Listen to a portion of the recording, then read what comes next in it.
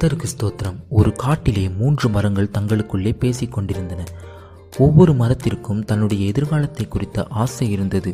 அதிலே முதல் மரம் சொன்னது, நான் நன்றாக வளர்ந்தவுடன் என்னை பயன்படுத்தி ஒரு அழகான நகை மற்றும் விலையுயர்ந்த பொருட்கள் வைக்கும் ஒரு பெட்டகமாக செய்யப்பட வேண்டும், அதுதான் என்னுடைய ஆசை என்றது.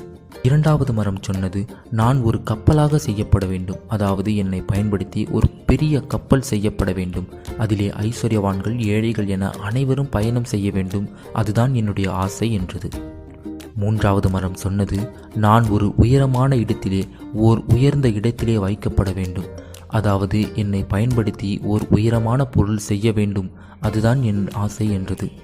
இவைகள் பேசிக் கொண்டிருக்கும் போது தோட்டக்காரன் தன்னுடைய பண தேவையின் நிமித்தம் அந்த 3 மரங்களையும் வியாபாரியினிடத்தில் விற்று போட்டான். 3 மரங்களும் 3 வேறு இடங்களுக்கு போயின. முதல் மரம் ஒரு தொட்டியாக செய்யப்பட்டது. 2ஆம் மரம் ஒரு சிறிய படகாக செய்யப்பட்டது. 3ஆம் மரம் 2 துண்டுகளாக வெட்டப்பட்டது. அந்த மரங்கள் மிகவும் வருத்தப்பட்டன.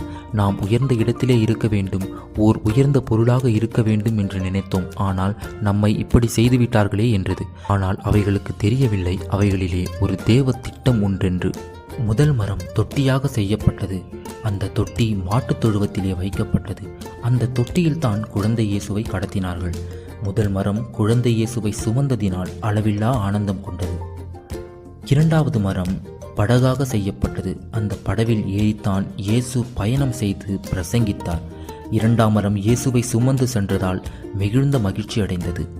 3வது மரம் 2 துண்டுகளாக வெட்டப்பட்டது. அது இயேசு சுமந்த சிலுவையாகவும் இயேசுவை சுமந்த சிலுவையாகவும் உயர்ந்த மலையின் மேல் நிறுத்தப்பட்டது.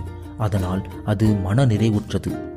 ஏசாயா 55:8 இப்படியாக சொல்லுகிறது, என் நினைவுகள் உங்கள் நினைவுகள் அல்ல, உங்கள் வழிகள் என் வழிகளும் அல்லவென்று கர்த்தர் சொல்லுகிறார். நாம் நம்முடைய எதிர்காலத்தை உலக பிரகாரமாக நினைக்கிறோம், ஆனால் தேவன் நம்முடைய எதிர்காலத்தில் ஒரு திட்டத்தை வைத்திருக்கிறார். அது பரலோகத்திற்குரியதாக இருக்கிறது. எனவே நம்முடைய எதிர்காலத்தை குறித்த கவலை வேண்டாம். நம்முடைய எதிர்காலத்தை தேவனுடைய கரத்தில் ஒப்புவிப்போம். ஆமேன்.